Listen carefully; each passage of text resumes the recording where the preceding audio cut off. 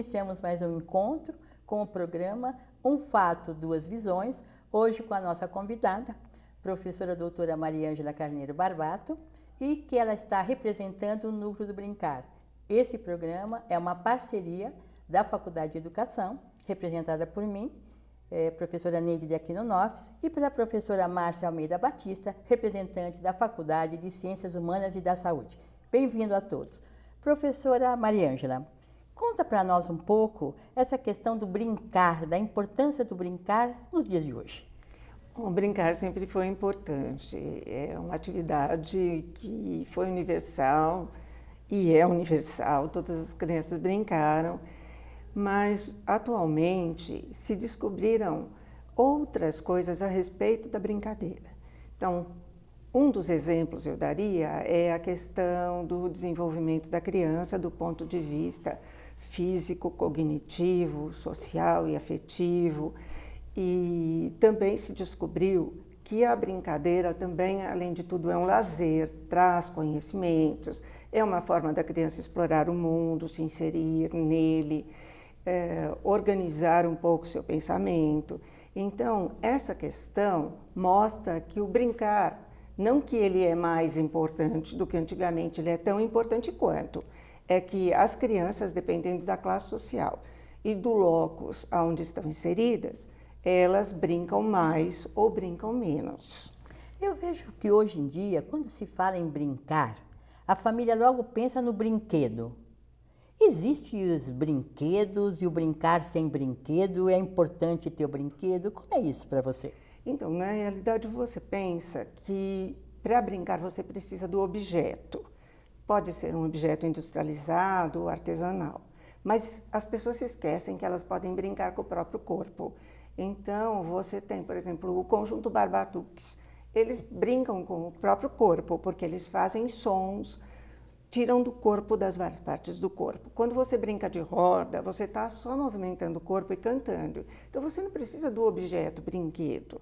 Se instituiu, eu diria assim, uma situação de que como pai, ou melhor, como os pais, não estão sempre presentes ou têm um tempo menor para estar junto com seus filhos, eles acabam atribuindo o brinquedo um papel de substituição. Então, dão o brinquedo para compensar a sua ausência. No entanto, o brinquedo não é necessário para as brincadeiras. Ele é importante para algumas brincadeiras, mas não para todas elas. E quanto mais eletrônico é esse brinquedo, quanto menos possibilidade ele tem de se transformar, pior ele é.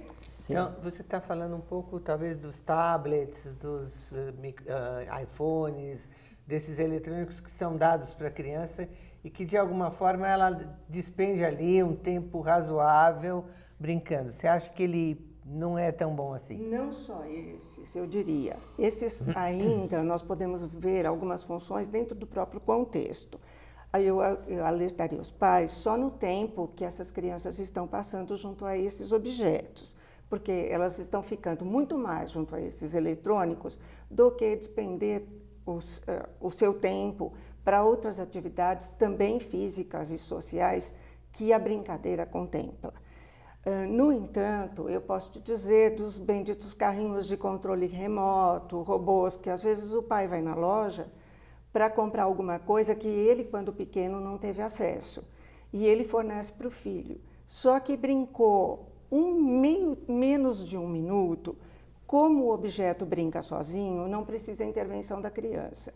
Então, perde o interesse, e aí a criança, às vezes, sem querer, o quebra, porque ela quer ver como o material é feito. E aí o pai fica chateado porque acha que deu um presente caríssimo e a criança não brincou, desprezou. Então, o tablet, o computador, eles fazem parte do contexto. Na brincadeira, as crianças, elas refletem esse contexto e elas se preparam para a vida social. Então, tirar neste momento, principalmente nas grandes cidades, onde esses objetos estão presentes, eu não diria, não aconselharia os pais a fazerem. Só que eu aconselho a fazerem isso um pouco mais tarde, porque às vezes você vê criança de meses, 8, 9 meses, 1 ano, manuseando os aparelhos e sempre prevê um tempo menor para essas crianças fazerem essas atividades com o tablet. Não ficar o dia todo, o tempo todo livre que elas têm em cima desses aparelhos. Ainda pensando no tempo, as crianças hoje em dia, em especial as crianças com maior poder aquisitivo, elas têm 300 atividades, né? Até as próprias festinhas infantis, elas têm um tempo e tem ali X atividades, tem o palhaço, tem o monitor, tudo é mais ou menos dirigido. Como é que você vê essa questão da relação com o tempo para brincar, o tempo de brincar? É uma coisa a definir, é uma coisa que deveria ser criada espontaneamente? Como que você... Eu acho que existe um momento que a criança tem que brincar. Então, o momento da criança, enquanto infância, diríamos assim, hoje não dá para a gente garantir qual é a faixa etária exata da infância, mas a gente vê que cada vez as crianças estão tendo uma infância menor, porque elas estão ficando adultas mais cedo. Mas eu diria para você que a criança precisaria brincar, sobretudo nos primeiros 7 anos de vida. E precisa ter um tempo disponível para isso. O que está ocorrendo cada vez mais cedo, os pais estão colocando as crianças em outras atividades, e isso, uma pesquisa que eu redigi e que fiz, mostrava que os pais têm uma preocupação muito grande em todos os níveis sociais, em que a criança se insira rapidamente no mercado de trabalho. Com isso, eles fazem oferta de várias atividades. Inglês, bom, até mandarim. Mandarim está na moda. Na moda em alta. Inglês, espanhol, mandarim, fazem aulas diversas de natação, capoeira, música. E as crianças não têm tempo na sua agenda para brincar, para a escolha do brincar. E você, Márcia, colocou uma coisa interessante, que é a questão do brincar dirigido. Essas crianças não têm mais repertório, o que é pior. Porque antes, quando você brincava na rua ou no quintal, você escolhia do que você queria brincar, porque você tinha aprendido com seus pais, com os seus pares, crianças, primos, irmãos e tal. Hoje elas não têm mais. Então, para você ter ideia, primeira escolha nas brincadeiras, TV é brincar. Segunda escolha, eu brinco com o meu cachorro. Depois dessa, sem palavras, fica uma interrogação. Mas você não acha também que a escola poderia contribuir mais com essa brincadeira? Há uma super preocupação em trazer o conhecimento cada vez mais cedo, quer dizer, qual é o equilíbrio entre o brincar e esse conhecimento que a escola está tão preocupada em implantar rapidamente? Então, a escola não percebe que na brincadeira, às vezes de uma forma menos planejada, a criança também aprende. Né? Então, ela está muito mais preocupada com os conteúdos por conta dos sistemas de avaliação que foram implantados e ela diminui o tempo de brincar. Então, você vê, geralmente, eu imagino uma criança de 4, 5 anos hoje, com 30 minutos para brincadeira, dos quais 10 é para comer o lanche e 20 para brincar. Nem ela bem sai para brincar, o momento já se acabou. E aí elas ficam numa corrida, porque elas não têm local para descartar um pouco essa energia que tem. Elas não têm momento para se socializar, elas não têm repertório, então elas não sabem o que fazer. Uma criança uma vez falou que estava encostada no muro porque ela estava brincando de tomar sol.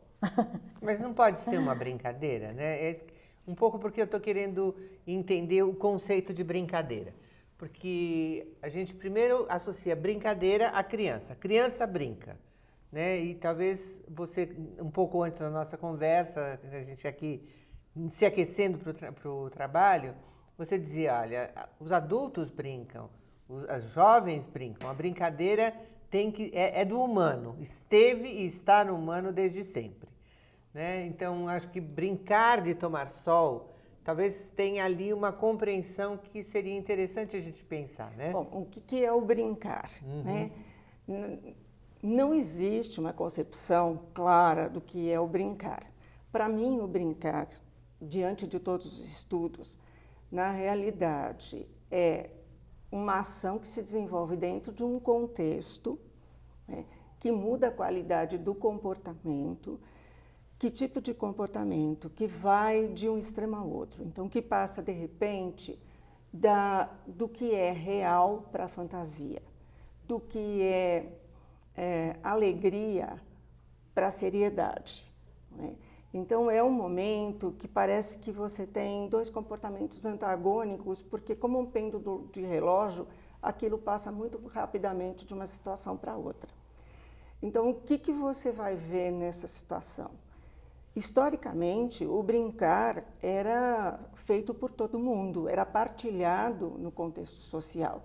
E, para você ter ideia, nas festas da nobreza europeia, o brincar ficava no final, que todo mundo participava, inclusive as crianças.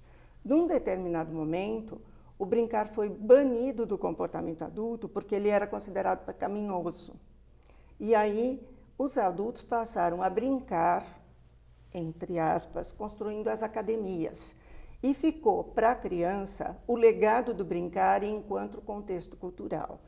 Para você imaginar, cobra cega ou cabra cega, porque por conta da cultura acaba tendo uma denominação diferente, era uma das atividades mais praticadas por adultos e crianças conjuntamente. Então, a gente vê que essa circunstância, em relação ao adulto, ele procura momentos de lazer, de escape da sua realidade. E a criança, ela teria que ter esses momentos também, mais, diríamos assim, fortuitos, se a gente pode usar exatamente esse termo, não é? Onde ela poderia sair um pouco da realidade e ela poderia construir momentos de fantasia, onde ela soluciona problemas, ela pode descobrir coisas, ela pode explorar objetos, ela pode aprender o contexto que a cerca, ela ter ideia do que é longe, do que é perto, do que os materiais são, do que os objetos são feitos. Então, a partir daí, você percebe que essas crianças não estão tendo tantas oportunidades para isso, principalmente nas grandes cidades. O brincar fica circunscrito a um tempo, a uma forma. E a um objeto. Uhum. Eu conheço... Desculpa só. Não, e o objeto acaba sendo um elemento de status social, não porque ela precise do objeto para desempenhar a ação de brincar, mas porque eu tenho tal objeto porque a minha amiga ou o meu amigo o possuem. Eu conheço um pouco o seu trabalho, né, Maria Ângela? Trabalhamos juntos nessa questão da... E eu sei que você também prepara os adultos para brincar. Como é essa história? Porque se o brincar é inerente às pessoas, todo mundo pode brincar, porque os adultos estão perdendo essa possibilidade e as professoras. E como é isto? Formar pessoas para brincar. Olha, Lindy, realmente eu diria para você que é um desafio, porque as pessoas elas não se movimentam mais do ponto de vista corporal. Então, um próprio movimento corporal, que seria alguma coisa mais inerente do ser humano, do ponto de vista do contexto que ele vive, as pessoas perderam hoje. Então, elas são um pouco enrijecidas para isso. Às vezes, nem todas querem, mas chega um determinado momento do processo que elas acabam se envolvendo. Não sei ainda qual é o fator que leva a esse envolvimento. Porém, elas acabam se envolvendo e acabam entrando na brincadeira. Mas eu sempre deixo livre, pelo menos no princípio, onde o contato entre elas é menor, a relação, às vezes, do próprio toque corporal, de você dar a mão, ou de você segurar aqui na região dos ombros para fazer um passo a passo, alguma coisa assim, elas são mais endurecidas. Mas depois, no meio do processo, elas acabam se desinibindo e entram também na brincadeira. Eu acho que eu tenho conseguido muita coisa, porque outro dia uma pessoa me escreveu o que eu sei sobre brincar, e a minha visão mudou por conta das suas aulas. Sim. Eu lembro de uma experiência também que eu tive, que eu quero também compartilhar com você, de um trabalho que eu fiz com as pessoas que trabalham em creche, e fiquei muito surpresa porque aquelas pessoas não brincavam, entre aspas, porque diziam para mim assim, os meus primeiros brinquedos eram enfeites do meu quarto.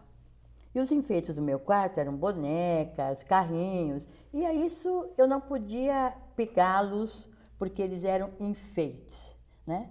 E aí eu fiquei pensando, transformar esses enfeites de quarto, muito comuns para algumas pessoas, levantando os brinquedos, é uma mudança de mentalidade no seu trabalho, né, Maria Ângela? Não é simplesmente aprender a brincar.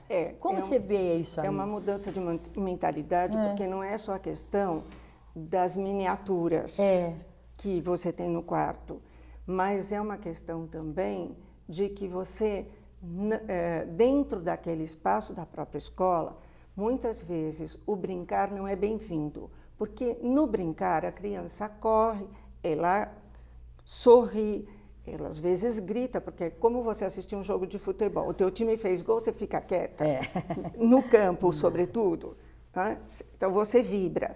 Então, isso parece colocar dentro da escola uma questão de indisciplina mal entendida, né? Então, o brincar acaba sendo comparado a uma indisciplina. E aí, não pode sair para o pátio, não pode brincar, porque faz muito barulho e atrapalha as outras salas. Agora, o que significa aprender? Será que a aprendizagem está restrita a uma sala de aula? Porque, às vezes, eu vejo colegas, inclusive, na universidade, dizendo: mas eu não posso ir para tal evento, que é um evento que te daria uma visão muito mais ampla e multidisciplinar, porque tem a questão do conteúdo da minha disciplina. O que é conteúdo? O que é conhecimento? Perfeito. Tá? Então, as pessoas não sabem fazer os links ou as integrações com várias áreas do conhecimento. Mas acho que você está fazendo alguma relação para mim, deixa eu ver se está correta, de que o brincar, ele de alguma forma, ele abre espaço para uma outra realidade, para uma outra regra, para uma outra forma de se relacionar.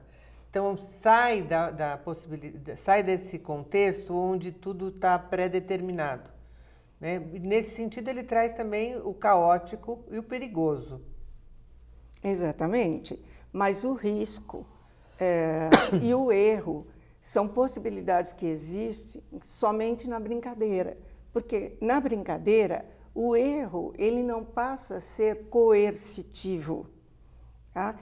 A criança sabe que ela tem a oportunidade de errar e de repetir o fato outra vez, sem ser punida. Na vida real não existe essa possibilidade. E quase você acaba me contando, né, que na ausência da brincadeira na casa e na escola, é que a gente entra, eu digo os terapeutas, né, criando espaços de brincadeira nos consultórios. É verdade. Que não sei nem se verdadeiramente criam esta brincadeira da qual a gente está falando, né? Porque tem ali a obrigação de ir à terapia, tem ali a questão de ele vai tratar de algo que não está correto nele, né? Quando talvez, se a gente puder trazer esta brincadeira para casa, para a escola, né? Eu vejo muito minha amiga que é terapeuta de criança comentar que às vezes entra a mãe com a criança para a terapia e a mãe não sabe o que fazer. A criança brinca, faz brincadeira na atenção e a mãe fica ali olhando como se tivesse uma maneira correta de brincar naquele momento. E você percebe que muitos pais, estão tão ansiosos que eles gostariam que você tivesse uma receita de brincadeiras. Tá? Uma receita de brincadeiras ou como brincar com seu filho. Agora, a escola, ela tem 3 formas de utilizar o brincar.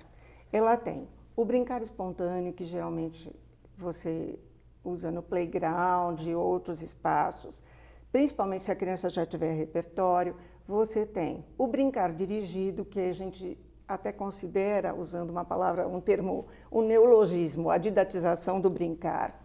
E aí você usa também a questão dos espaços organizados para a criança brincar. Esses espaços, à medida que você vai observando a atuação da criança neles, você pode inserir ou tirar objetos, inserir ou tirar atividades, de modo que você vai promovendo o desenvolvimento das crianças. Essa seria a forma da escola utilizar.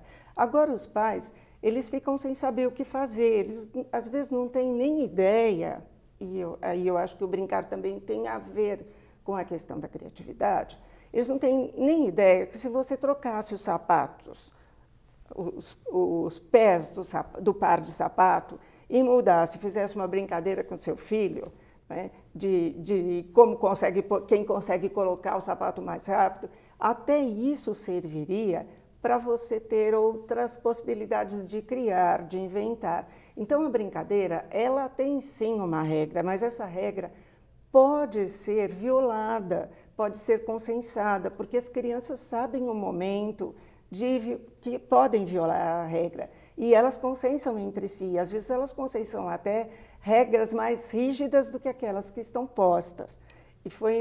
E aí eu vou dar um exemplo também. Uma criança, eles estavam tentando brincar, um conjunto de crianças tentava brincar de casinha. E uma das crianças era negra. Então, uma outra falou, não, a dona da casa sou eu e você vai ser a empregada. A criança, muito rapidamente, pensou, bom, a empregada faz tudo, né?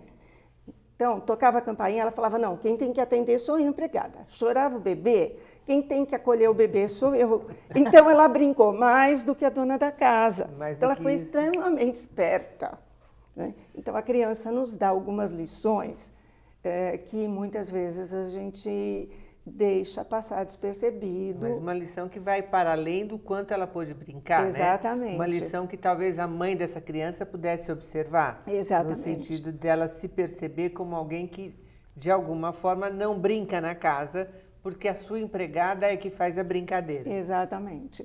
E eu diria que teve um outro fato de um menino que enfileirou várias bonecas numa cama de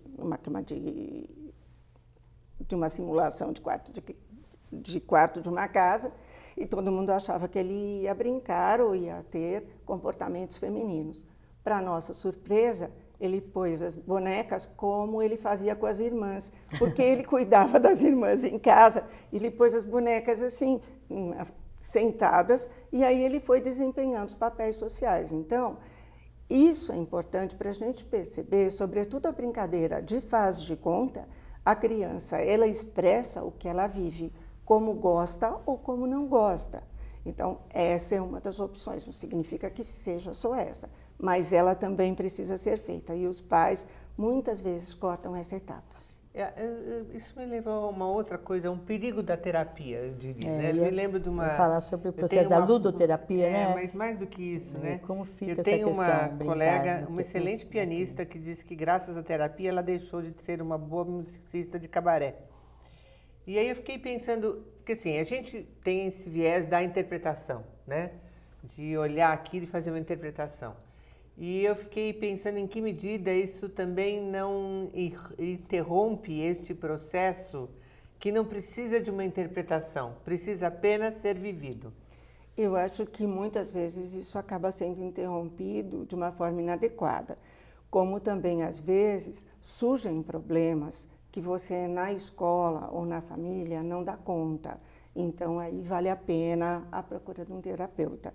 Eu acho que se existirem dois bons profissionais, eles podem conversar e aí verificar até que ponto aquela terapia é necessária, se ela é necessária o tempo todo. Muitas vezes a gente até vê casos que as crianças vão para a terapia, mas quem precisava de terapia eram os pais. A brincadeira começa, né? Acho bastante interessante, Maria Ângela. Não sei se seria oportuno, a gente está indo para o final do programa, alguma brincadeira que você pudesse colocar para nós, alguma musiquinha que eu sei que você tem, para poder mostrar para nós o que significa esse brincar diferente. Tá. Esse brincar diferente, você tem várias situações, né? Você pode brincar com a criança de espelho, então você faz a forma e ela te imita, ou ela faz uma forma diferente. Você pode brincar você sentada e ela de pé quando muda a função, quando quem vai fazer o gesto senta e o outro vai ficar de pé. Brincadeira de imitação. Você pode brincar de rodas, várias rodas. Uma das mais comuns é o escravo de Jó.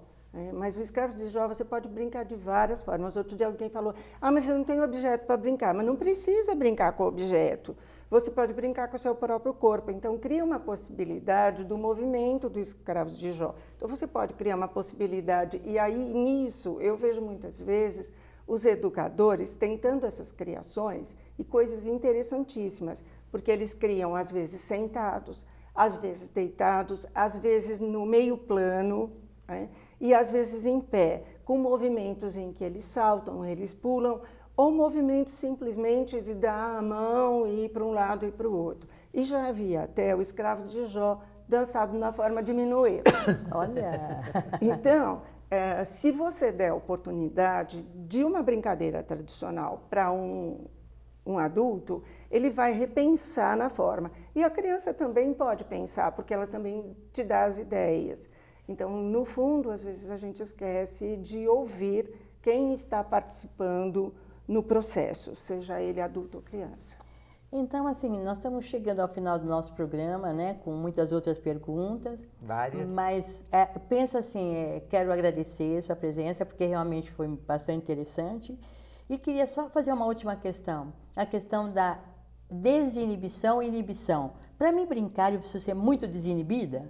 Não, não precisa ser muito desinibida, porque as crianças são mais naturais do que nós. Nós adultos temos a questão da censura e elas o fazem naturalmente.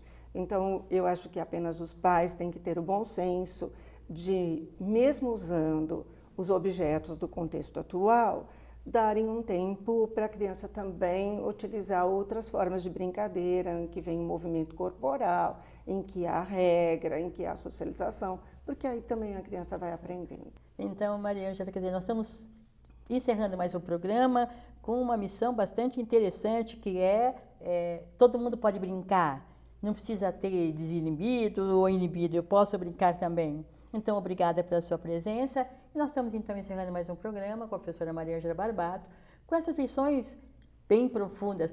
Devemos brincar, todos nós, crianças, adultos, todo mundo. Até a próxima.